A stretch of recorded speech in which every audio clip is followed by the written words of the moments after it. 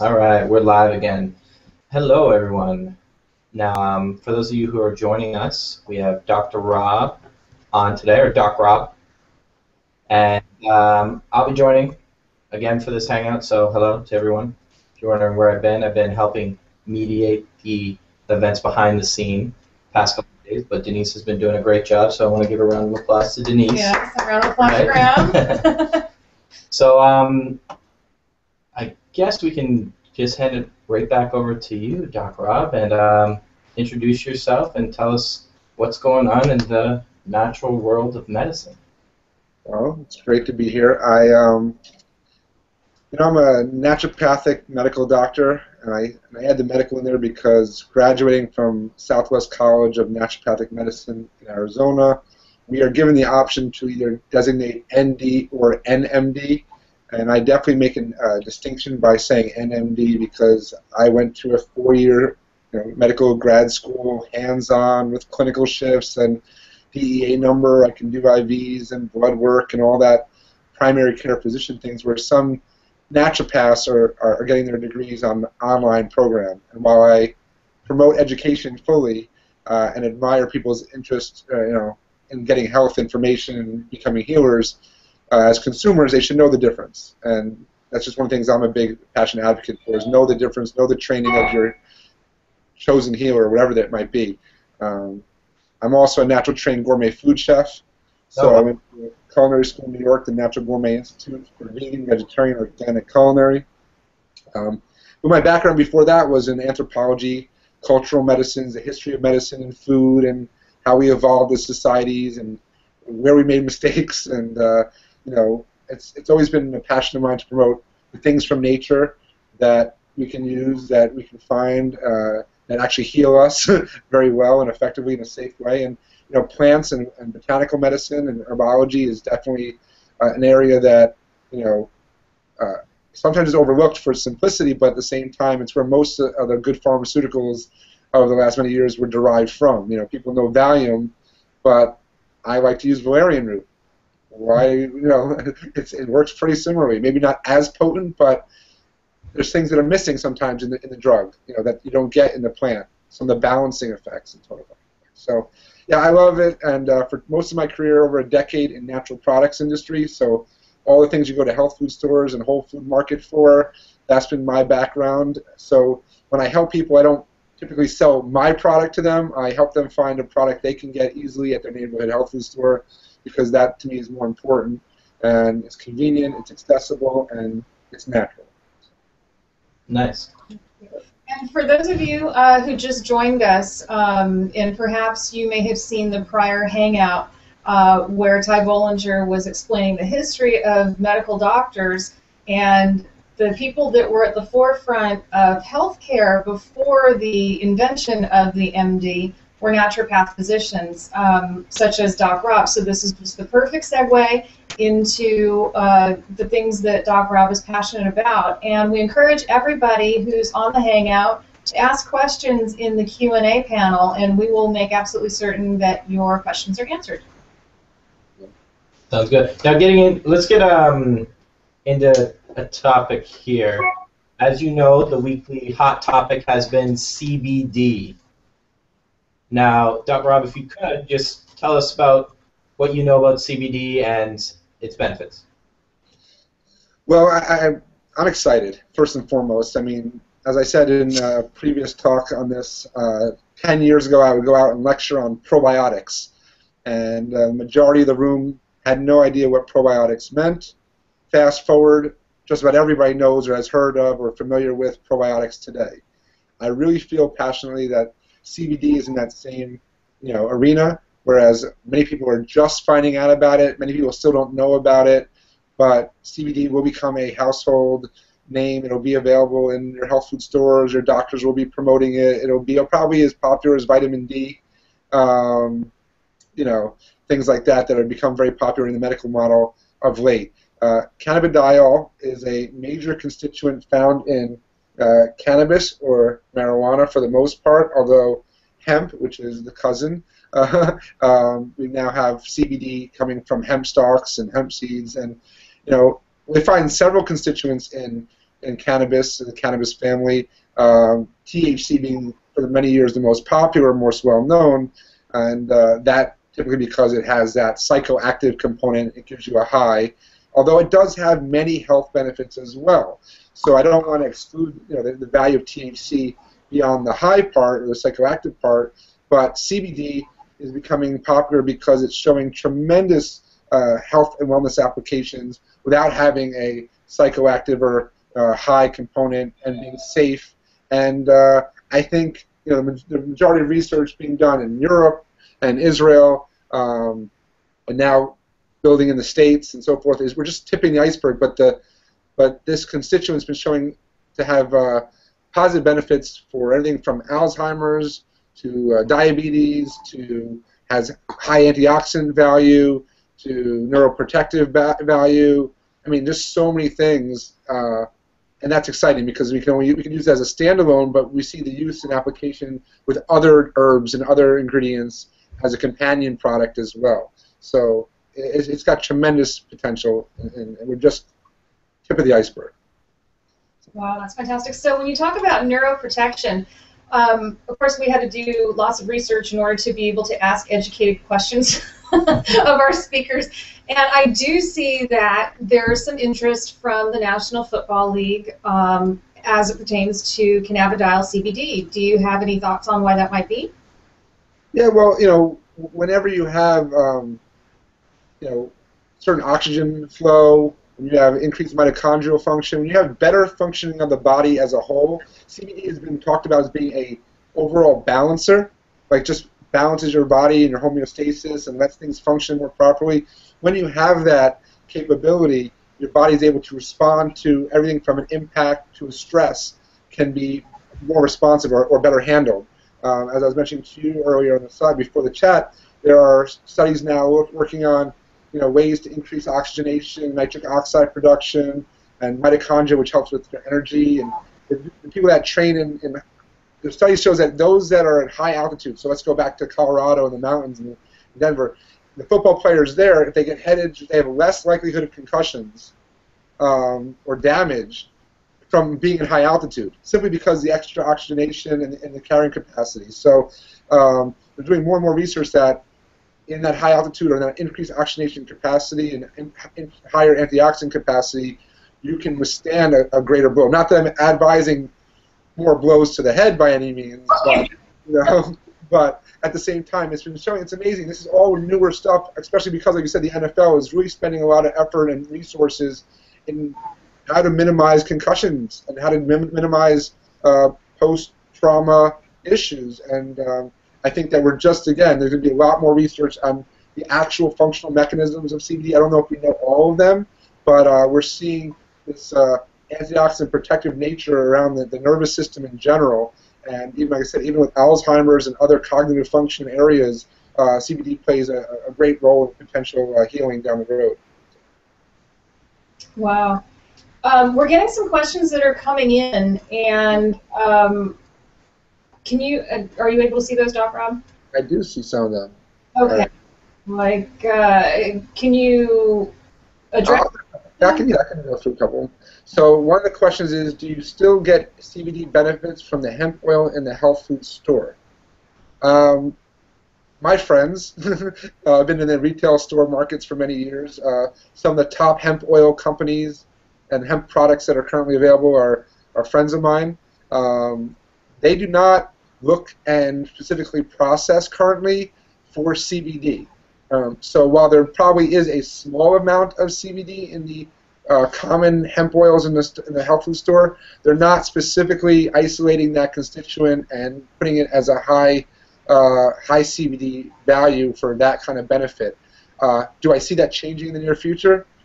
Yes. If not from those companies, there will be newer products and new companies that will be launching high CBD hemp oils and things like that into retail for that benefit. I don't think, from my conversations with them, because I asked them 6 months ago maybe, are they going to be doing that? Their interest was no, but I have a feeling that even with the increased awareness and increased research, they may change their tune very quickly, because people are more and more, even in the hemp fields and the hemp industry, are realizing the benefits of CBD every day more so.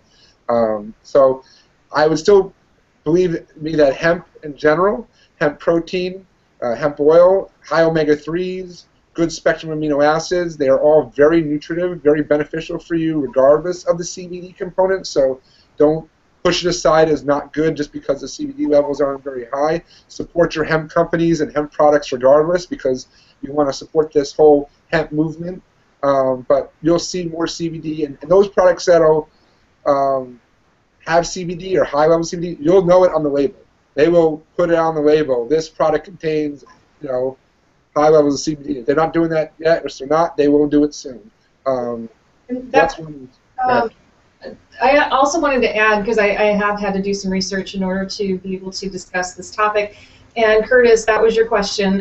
One thing that's really interesting, and this is from one of our sponsors, so I want to give them a quick shout out from the folks at Hemp Meds.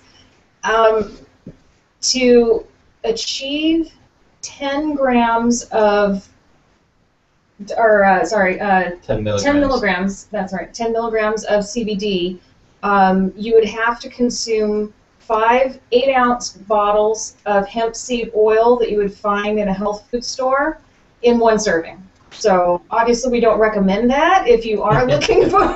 Yeah, Doc Rob, you want to talk about that? Well, I mean, that just, my stomach turned just thinking about. I mean, I'm a big hemp oil fan, but there's better ways, believe me, of getting 10 milligrams of CBD, and yeah. So no, like I said, in the mainstream retail products today, no, they are not looking at CBD levels at anything of real beneficial wellness value. I don't even say medicinal value, but wellness value. But again, that will change, and you'll see CBD much more available, much more pronounced. But we are, and those that are joining this hangout and those that are watching these videos, you are ahead of the curve. You are, you know, in the know before the majority of people do, and it's great because I do a Google alert for CBD, and it's amazing to see the stories popping up and the science popping up, and it's just starting to catch like a little brush fire, and you'll see it's going to take off. So keep staying tuned, and like I said, Hemp Meds is doing a great job trying to really hone in on the science, so that it's not just a wild west of CBD, that they're giving, you know, measured dosing and quality ingredients and quality raw materials. So that's always important. From a product guy, I always double and triple check my sources and where the companies and how they're manufacturing, and you know, they're great. You know, I'm glad to have them as a sponsor. Next question was, is THC needed for absorption of CBD? No. It's not needed. Now, the endocannabinoid system, which is responsible for a lot of this joy and elation and all these good feelings that we have in the body, is running throughout our body, and we are really starting to get more appreciative of the endocannabinoid receptor system in the body. It used to be a small little thing. Now we're realizing how important it is for us to just be happy with. You know, we create our own cannabinoids.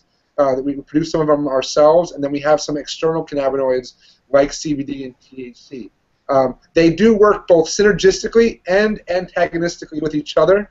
So, you know, there's a certain number of receptor sites. So if you have a lot of CBD, there's not a lot of THC receptors, you know, or THC being received by the receptors. But these aren't bad things. They're just, it's always going to be a balance in your own body.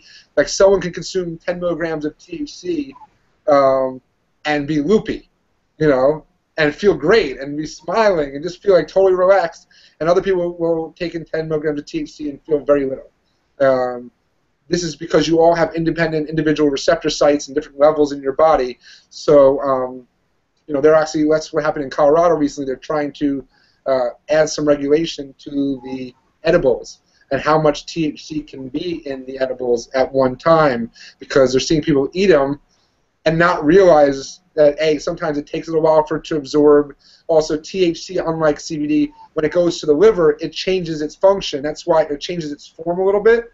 So it actually becomes more, that's why you get more psychoactive or more high or trippy when you eat something versus when you smoke it or inhale it or vaporize it. By going through the liver, it changes its form, so it gets you a little higher or a little bit different. Not higher, but a little bit more spacey or trippy. Everyone has a different effect. What they've also found is, though, using CBD with THC. So if you do CBD, I think it's before THC, you can get the benefits of THC such as anti-nausea or anti-pain, but you don't get the psychoactive component. So there are more studies and more research being done now so that using CBD in certain levels in a certain timing with THC will allow people to get the medical benefits of THC without getting high. My 86-year-old grandmother could benefit from the pain stuff or improve her appetite, but she does not need to get high. She does not need to, get loopy. And if she takes a certain amount of CBD before that, she may still get the benefits of the THC without getting high.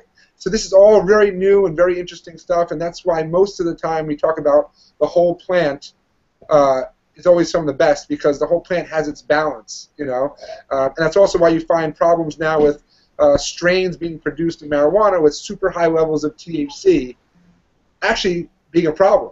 Everyone's, the more THC the better, the higher you get, but actually it's imbalancing your natural endocannabinoid receptor system, so people are not, they're either getting panic attacks or anxious or other issues because there's just too much THC in comparison.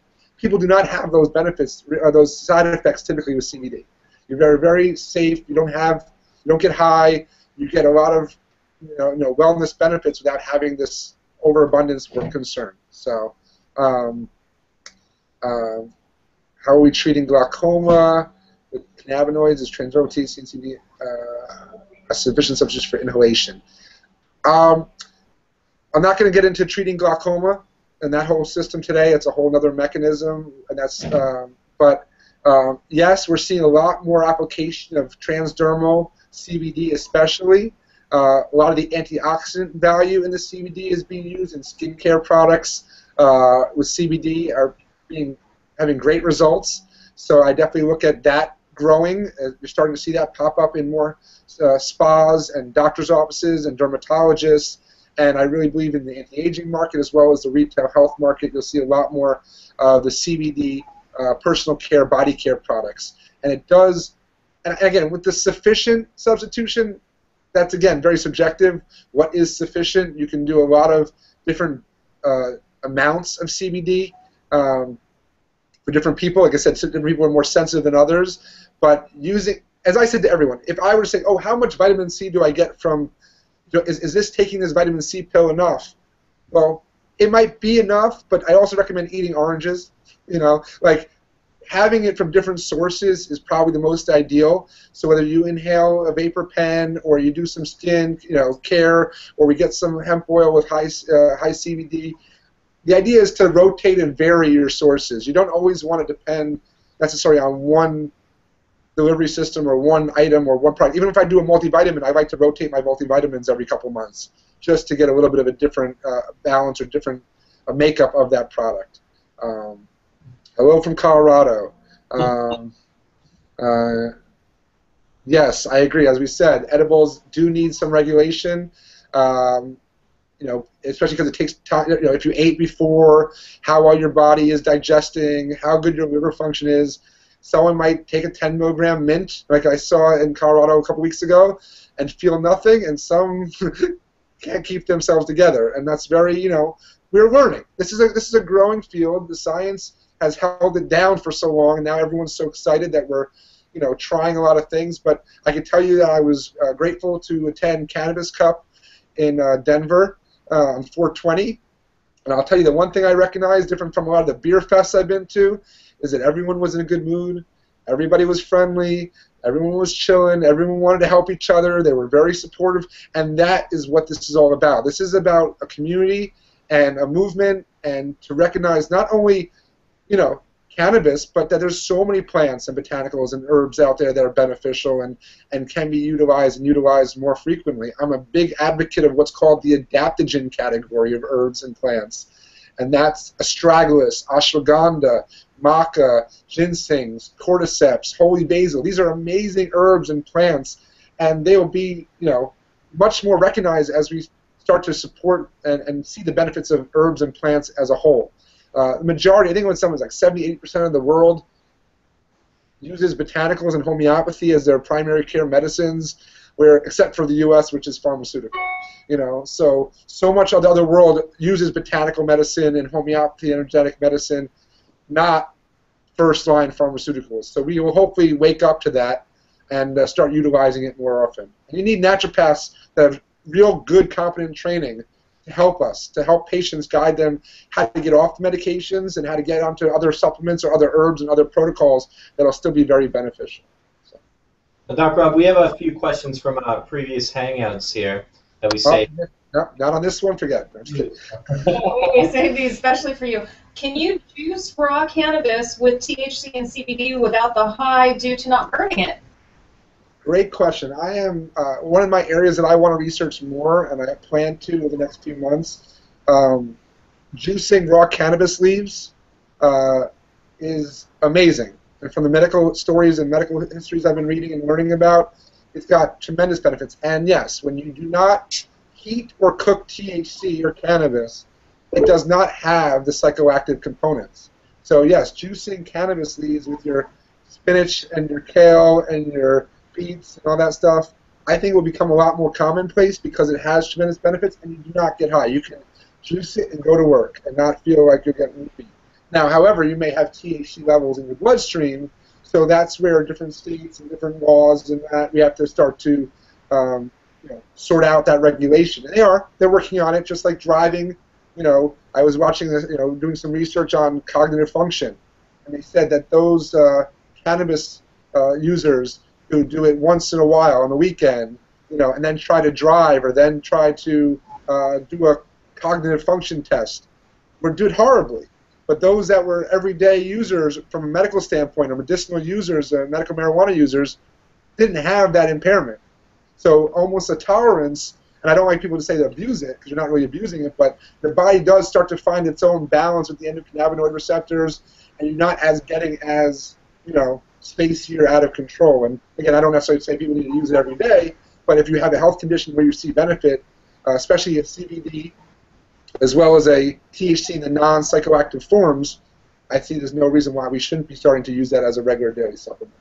Yeah, and just to follow that up, based on the Hangout on Wednesday, and for the folks that did not catch the prior Hangouts, you can go to www.herbdayonline.com. Go up to the top and click, hover over the YouTube button, and you can drop down to any of the Hangouts that you may have missed. Wednesdays was really informative, and that's when another one of our colleagues, Dr. John Hicks, he's a medical doctor turned naturopath, because he was seeing no results from the prescription drugs, and so he turned naturopath, and he did say that one cannot build a tolerance to CBD like you could with a pharmaceutical drug. Right. I mean, again, your body will balance. It has receptor sites. It'll kind of sort its own receptor sites out as needed. And that's why we're still doing so much research on the endocannabinoid system itself. And I'm hoping going out to a conference in the summer, international conference, to learn the latest and greatest on cannabinoid research, because it's just amazing. They say CBD and cannabinoids are probably the most researched substance right now in the world. There's more research being done on CBD and cannabinoids in general, and marijuana and THC, and all the other constituents than almost any other substance right now. It's amazing. And it's unfortunate that it's been stifled for so long, but as I say, the cat's out of the bag. The tipping point has been reached. We are moving full steam ahead, and it's going to be amazing all the things that we can do with these nature's gifts from the earth, So. Yeah. It's fascinating. If you do a little bit of research on hemp or industrial hemp, you'll see that this plant has been around since the beginning of time. A lot of the Eastern Asian remedies, involve the hemp plant. It's just fascinating how a little bit of propaganda in the late 30s could keep this from American people, especially when our country, the founding fathers were hemp farmers. Exactly, and that's the thing, the propaganda, the media control, we still have to deal with that. I love that Gupta recanted and took a different stance on medical marijuana and realized, hey, we can make mistakes, we can learn new things. I do that all the time. I have no problem. I've lectured and I've educated for over 10 years. If something comes to me and presents new information, I want to be able to say, you know what, I've learned something new.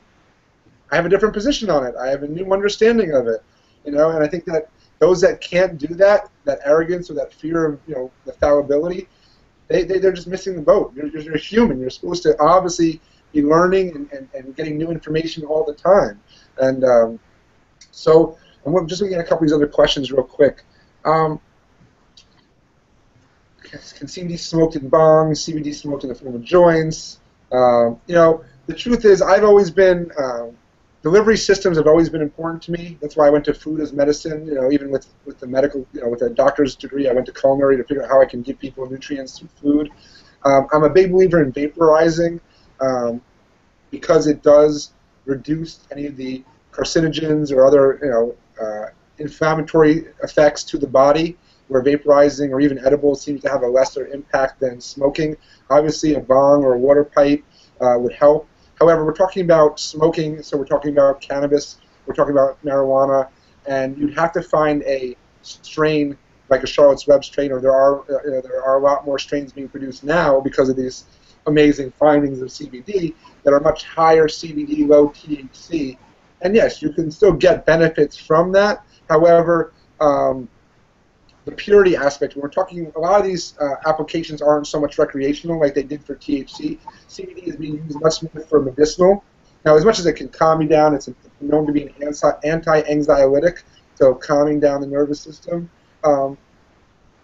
It can benefit, but I still like the more pure, the tinctures, the vape pens, even the transdermals. They've been more processed cleanly. They're absorbing cleanly. You know, there's a stress response to our body when we use a joint or use fire and burn.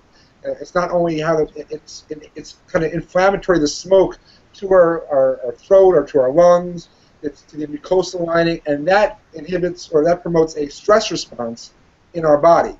So that means your cortisol level just jumped up in your body, which means now your insulin just jumped up, which means your blood sugar is affected, and all these other stressors. So the idea here, especially when you're trying to get well and feel better, is to try to figure out ways to minimize stress on the body, not have stress to the body. So that's why I've always been an advocate for water pipes or vaporization. I even have, you know, this book is called Vapor. It was written, I always forget the copyright, I think about 11 years ago. It's probably the only book I've ever seen. I'm working on a book now on vaporization, and I'm actually taking this book written 11 years ago doesn't mention cannabis. It's a book on vaporizing herbs without the mention of cannabis. So it's just to show you that they talk about vaporizing things like eucalyptus, and golden seal, and ginger, and other herbs and plants, and their medicinal benefits from, in a vaporizing setting, and what parts of the plants to use. So what my passion has always been with even cannabis or hemp is that it'll open the door that there are so many other healing herbs out there, and that vaporizing them or tinctures or just ingesting in general is going to make us all healthier as a society when we use and go back to nature's gifts, herbs and plants. And that's why I'm excited about Herb Week and what you're doing, with this whole thing and Herb Day, because it's not just, yes, we're using CBD and hemp and cannabis as a foundation of this conversation, but people really need to recognize that there's so many other amazing things. When I do teas, I do teas all the time. I don't just drink Lipton. I do holy basil and all these different healing teas. So if I'm drinking a beverage, I'm getting some benefit to my body. It's one of the oldest ways of getting medicine is tea, and and I think we're going to do more of that with herbs as well. So I'm sure you'll see, CBD tea bags, coming out at some point. Shoot, I got another bag too soon. Oh, okay, you heard it here first. But like I said, there's a lot of stuff coming down the pipe that's very exciting, and again, I'm glad to be part of it. What else do we have? We have quite a few questions about growing herbs, and can you tell me more about the gardening lifestyle with these herbal products, and which medicinal herb can I grow myself? Well, as a culinary person, spices are medicinal. Oregano, basil, just all these things. Thyme, rosemary. You got to study. Take some fresh rosemary and smell some rosemary. Make rosemary tea. It stimulates the brain function and helps it. There's so many things that we take for granted that are more like, look, not too long ago, kale was just the condiment on the salad bar, right? It was just what decorated the salad bar. Now kale is the new, well, you know, it's been out for a bit now, but for juicing and health benefits. So what we realize is that all these things that are so commonplace, spices and herbs, are medicinal. So I always recommend people have a little spice and herb garden in their house. It's very easy to do. Clip your dill, clip your rosemary, clip your basil leaves, and make it into your foods. Add it into salads. Throw it into your juicer. This is the commonplace that we should. I believe we should all have, if we can, our own little home gardens. That's why I also like those vertical towers, those tower gardens too. People are growing their own lettuces and greens right in their house or their backyard. And there's nothing like growing your own food and bringing it right to the table and having a salad. No one's touched it. No one else has ever. It's never been in a truck. It's never been sprayed with anything. You have your food, and I really promote that both on your local garden, but also it's very easy. I live in the cities. You can have a windowsill herb garden. Very simple. And I do recommend it. Of course, you want to look at non-GMO. You want to look at organic.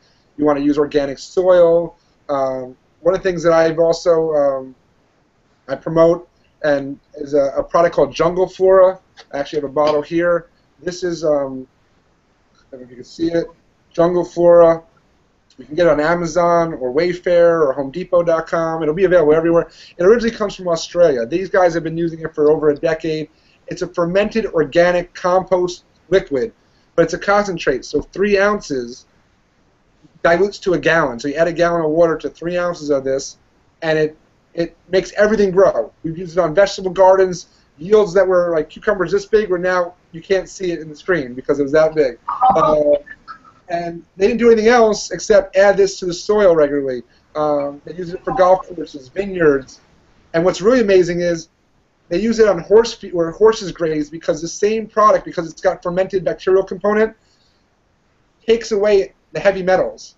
So arsenic that grows in the grass and that poisons the horses and affects their kidneys, they use this on the grasses because it actually takes the arsenic out of the soil.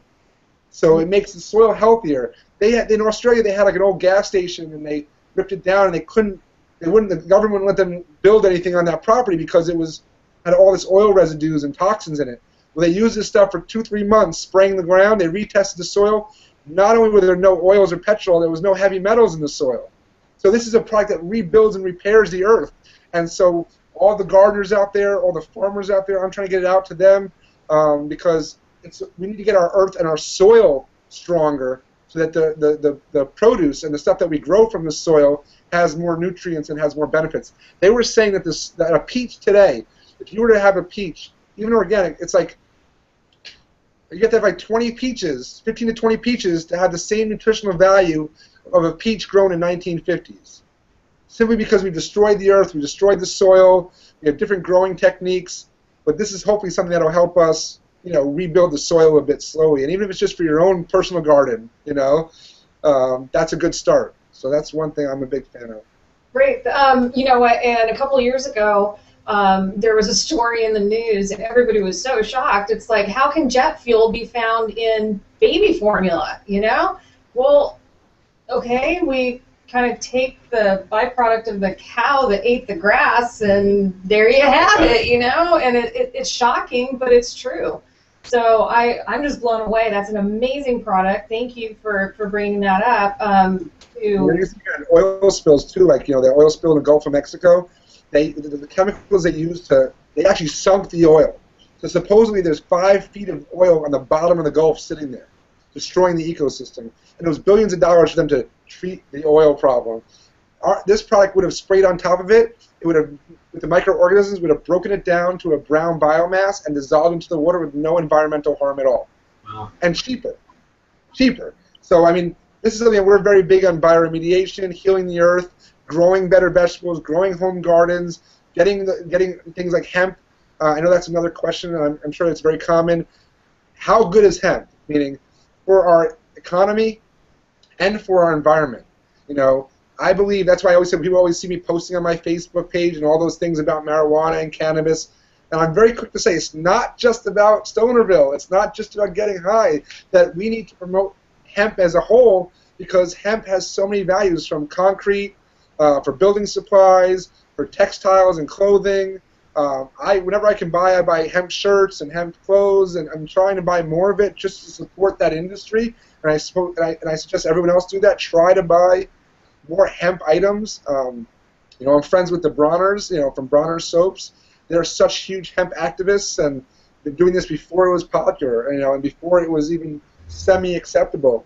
And we need to support that industry as a whole, because that'll open the door. And I really believe that the U.S. economy can really be saved in a lot of ways with the hemp industry. We start growing hemp and exporting hemp and producing textiles and producing commodities from hemp. We have a whole new market. We import ridiculous amounts that we don't even need to import. Yeah, Not to say that my friends from Canada who do hemp products, we don't love you. I love you guys, but we need to start doing it here in the United States as well. Yeah, I agree.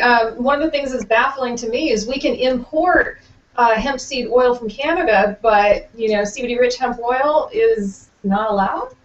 Not yet. It's going to change. We're changing it slowly. These type of conversations, we're going to make it change. And yeah, it's amazing. You can import it, but you can't grow it. And that's already changed in Colorado. They just changed the law in Tennessee. I know they're trying to change it in Florida because we need to offset and rotate our crops and give our different things. We can do 3 to 4. I think they say 3 to 4 yields a year of one crop, you know, of hemp, where some you can only do 1 a year. So the amount we can produce. Plus, I think one of the reasons why they passed it in Colorado was the carbon dioxide, the oxygen exchange. That with all these hemp plants growing, you get a greater carbon dioxide exchange, so you have less of a climate impact. So we can actually help with climate change by growing more hemp. That actually will help us filter the air and clean the air and make the air better, living in the climate better long term. So there's a lot of short-term and long-term benefits for this switch.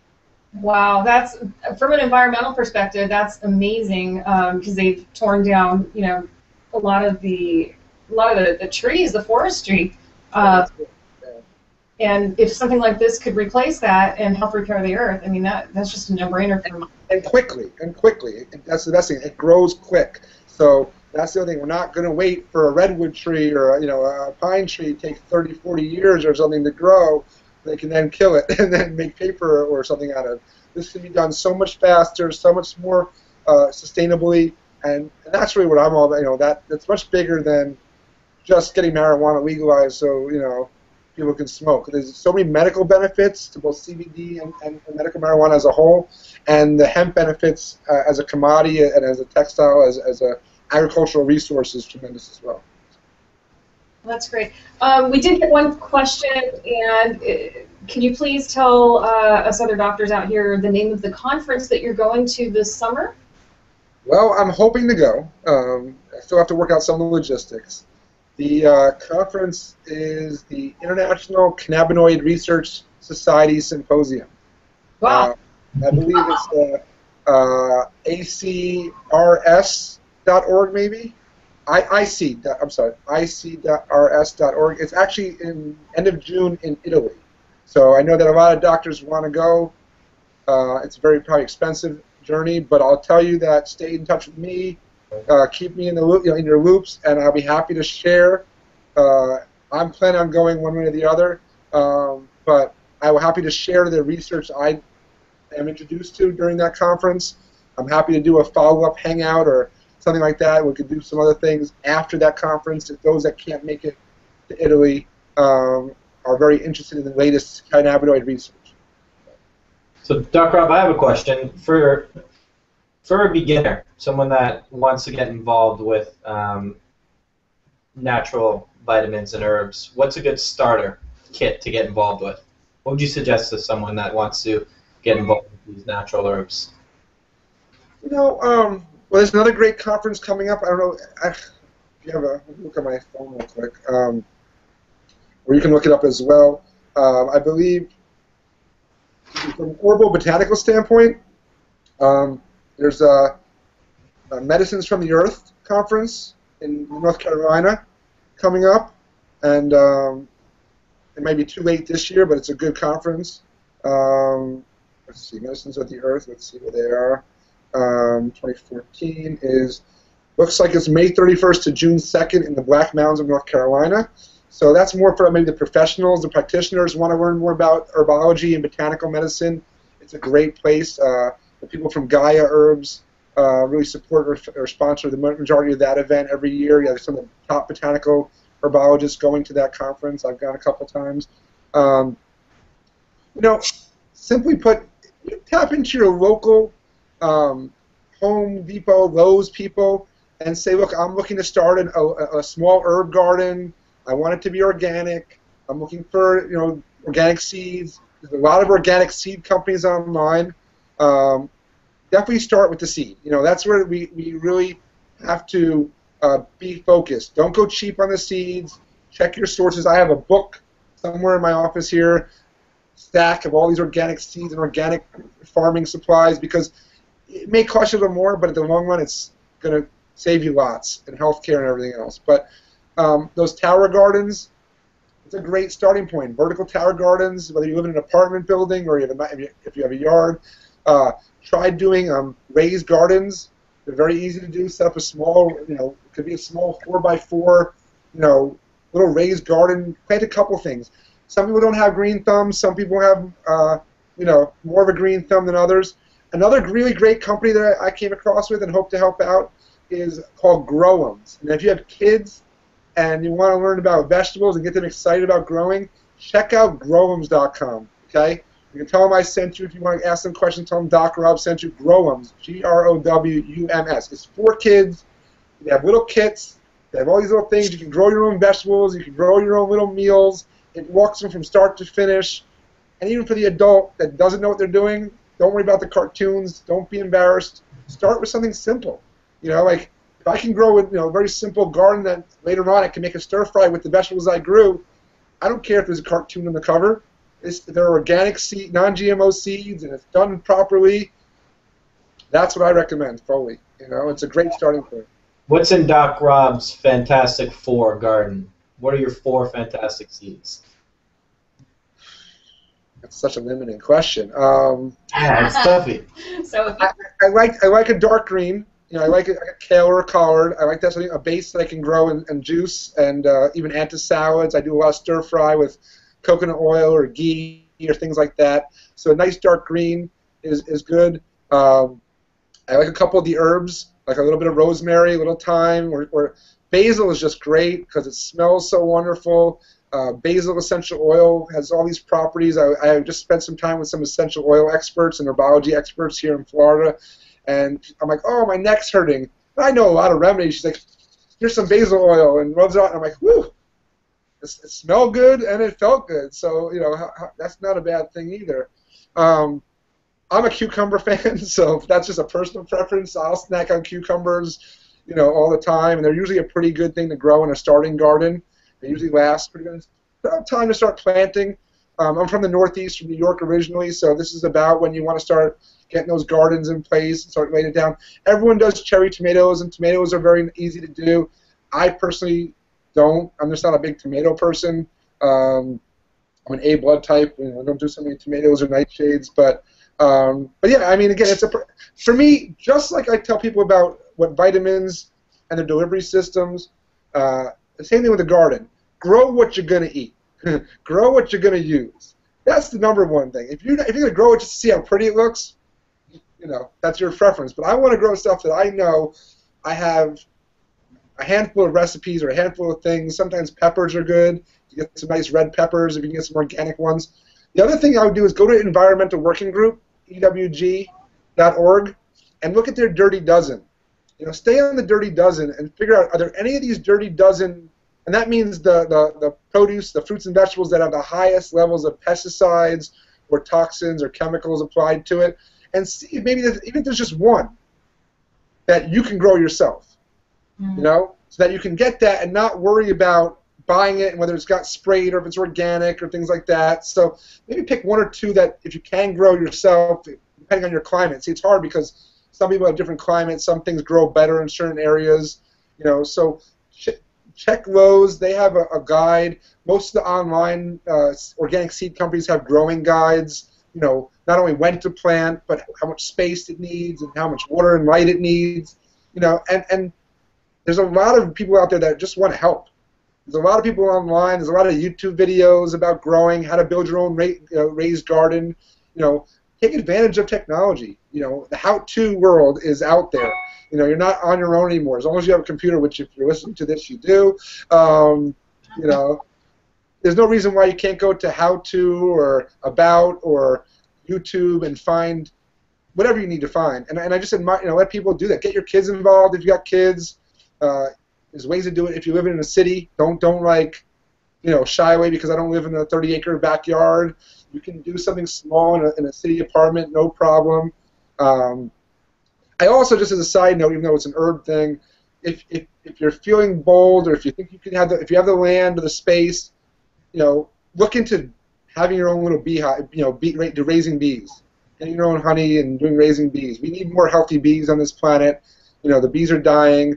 You know, if you're doing organic farming, keeping your house clean of pesticides, and you can do a little bit of bees, they're going to keep us alive. Without the bees, we're in trouble. So, you know, that's just a side thing, too. Don't do it if you have bee allergies or your kids have allergic to bees. I don't want that liability on my shoulders. But, you know, again, this is just going back to the simplest natural tools so we can be healthy. And honey is, again, one of our ancient medicines, both topically and internally. And if you can, I mean, the Waldorf Astoria in New York was was raising bees on their roof, you know, and they sell in the Waldorf their own Waldorf honey, you know, because they were using the restaurant, but it's also good for the city. They were going to Central Park and, you know, pollinating the flowers, and you know, we need all that stuff. You know, this is, you know, we need to give back a little to the planet. You know, we need to do that.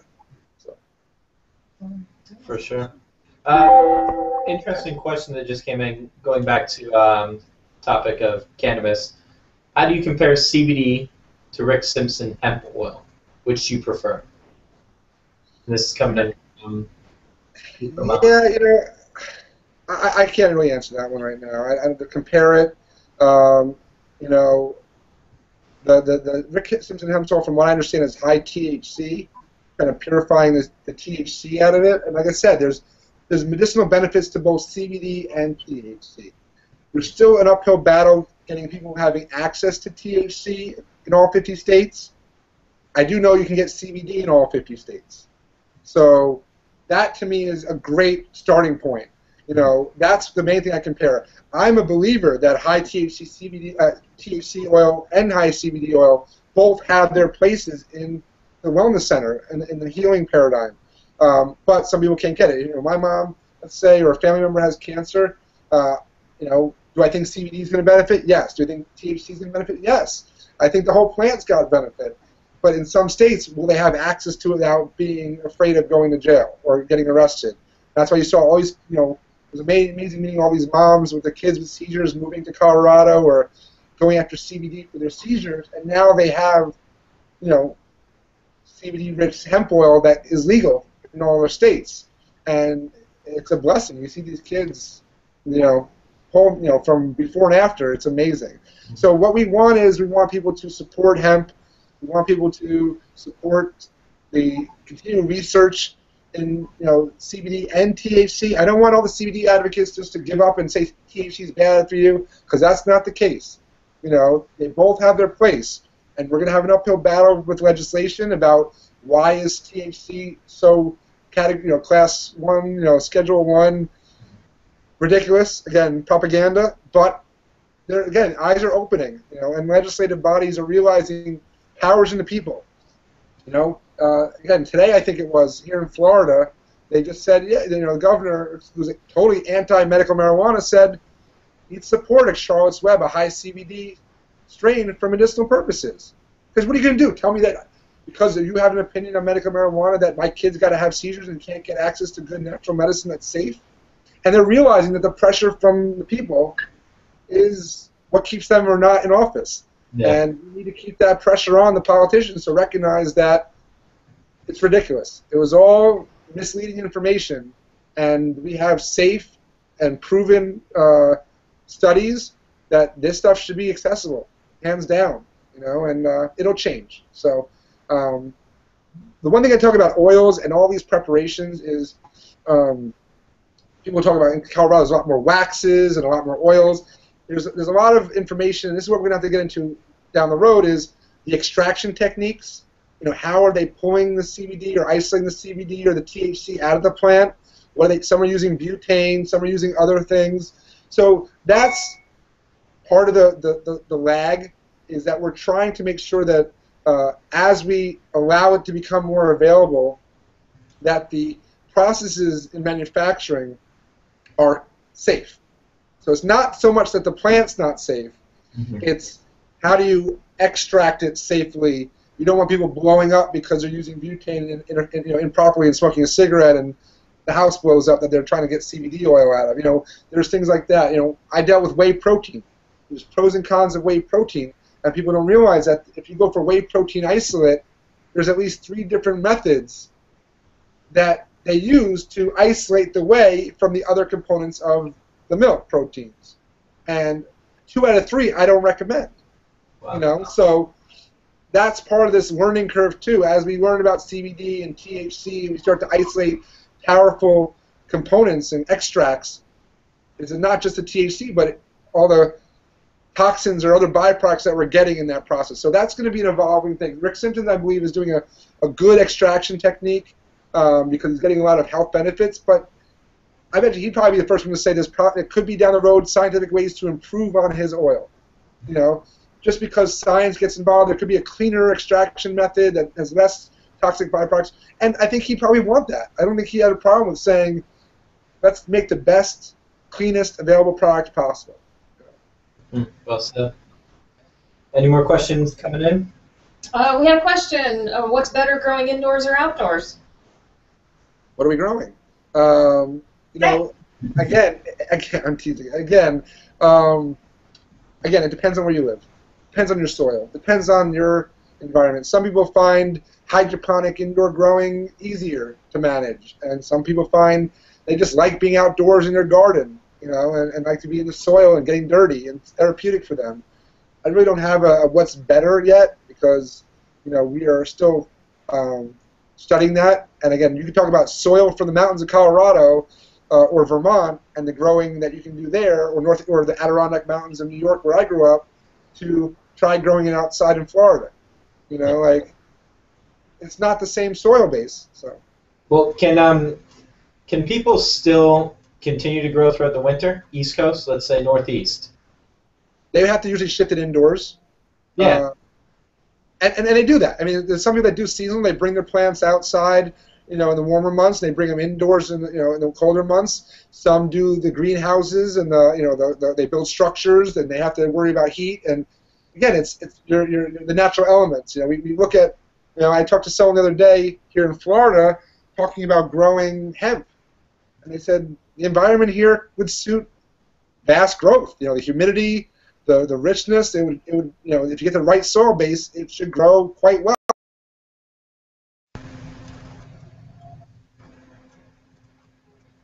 We're back? We're back. Okay, looks like we're back. I don't know what happened there, folks, but everybody's still on, so we're just going to continue the conversation. How's that? So, just to summarize, basically, wherever you live differentiates. I don't want to grow an outdoor plant in Arizona in the summer at 110 degrees. I don't think most of them survive. There are those succulents and things that are designed for that, but not most of these plants. So, there are cultivators in Arizona that are doing it in the mountains up north. And there's some that are doing down in the valley, but they're doing it indoors because they have no choice. So, again, you won't run all those websites for growing. They'll tell you based on your area, based on your climate, based on the season, based on the seeds. They'll help you. There's a lot of advice out there on growing, and people should really get involved. It's a fun. Get your kids involved. Get kids growing and playing in the dirt more. They get that good soil exposure, that good healthy bacteria. There was research done, and I wrote this in my book from a few years ago. I'll show you real quick. It's Healthier Ever After. I use fairy tales and children's stories to talk about health and nutrition. And it showed like Pigpen, the little dirt don't hurt. He runs around, that Peanuts character. And the truth is that those that were raised in the farms in medieval times and in European times, those that were farmers, that were poorer, they lived in the dirt, they weren't as clean, had much stronger immune systems, and they lived to be healthier than those that were living in the aristocratic, castles and such, and always were clean and bathed and never got dirty, and they were the weak, feeble ones. So get your kids back in nature, get them playing in the dirt, get them. It's okay. We're not. Don't be too germophobic, and they need the exposure. definitely a big thing I'm a proponent of. That's great. Okay, question came in. Vaping versus ingesting CBD. Why would someone choose one over the other? Does it affect the body differently? Do you have any comments about that? You know, I think that, again, it comes to a personal preference. As far as I understand, the CBD doesn't have a molecular change in the liver like the THC does. So I think it doesn't really matter so much on ingesting versus vaping. You know, when you vape, you're ingesting it through the lungs. The absorption is a different way. It goes to the body, the bloodstream differently than if it's ingested. It goes to the liver. To me, I like both. To be honest with you, I like to balance my absorption. I do a little topical, a little vaping, a little ingesting. Getting it in your system is the most important thing. And then, as I said, you know, and very often, delivery systems don't really matter as long as you're willing to do it. You know, if you're going to be compliant, if it's something that you like, you know, if you're going to not want to take pills but you like doing liquid, or, you know, then do liquid. You know, find it in liquid. If you like to vape pen, if you like to vape, and you do it regularly and you get your CBD dosing in regularly, that's perfect. Some people don't want to have a stigma of vaping or being in public and vaping or thinking that it's nicotine. So, again, this is a personal preference. I think you get a lot of benefit from both. And I think it's still rather new, so that as the years go by and as people use this more and more, we'll get more feedback and more clinical research as to absorbability and assimilation in the body. Okay, another question came in about plant omegas. Can you talk about hemp when it comes to the omega fatty acids? Yeah, hemp is a great omega-3. So, like, people always talk about fish oils and things like that. Hemp is a good omega-3 source, but it also has a lot of other nutrients. You know, as a chef and as a doctor, I'm a believer in rotating. You know, I mean, some of my vegan, vegetarian friends don't want to do fish oil, so I advocate hemp oil and some things like that. You do get omega-3 benefit. You do have other benefits. It's good for the body. It's a pretty balanced oil. I don't remember the exact 3:69 ratios off the top of my head right now, but it did have a good omega-3 profile. So yeah, it's a great. I use it a lot. I use hemp seeds. There's a couple different companies that do hemp seeds now in the health food store. I know the Marley family has a hemp seed product out now, and my friends at Manitoba Harvest have great products, hemp hearts, which are great to add to salads. So you get protein, you get omega-3s, you get fiber, you get some antioxidants. Again, these are an amazing plant, and more and more you need to incorporate it into your daily diet and into your daily nutritional supplement regime.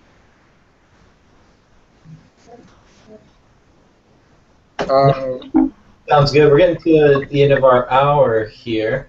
See if we can find one more question for you. So if we have anything here. If you want to get a hold of me, obviously, I am on all the social media fun games, Twitter, Doc Rob, Facebook, Doc Rob's fan page, or Doc Rob. My Instagram is newer, so it's Doc Rob with an S because someone beat me to it.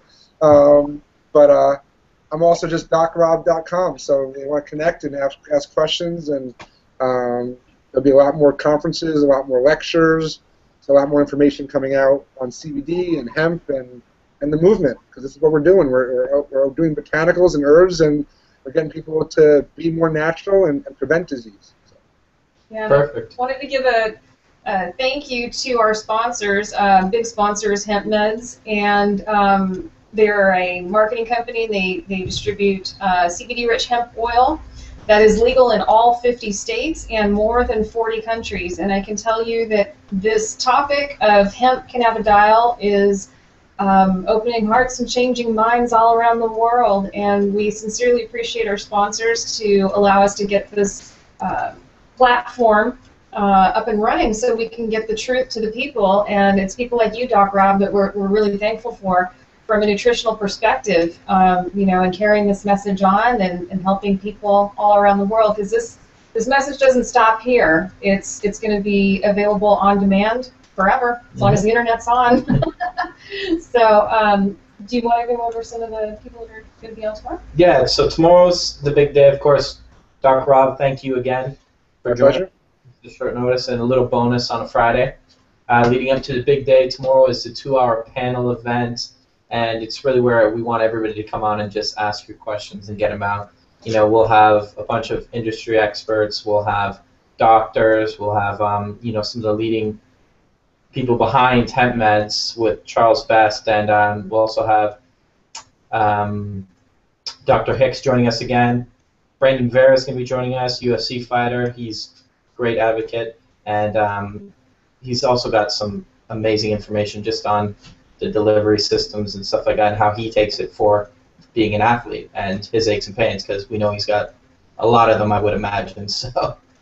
We're also going to have Robert Scott Bell, who's got the Robert Scott Bell Show on Natural News Network. We're going to have, this is amazing, don't miss this, Dean, who's the CEO of Canna Life Sciences. If you do any research online, just plug in CBD patent, it will blow your mind.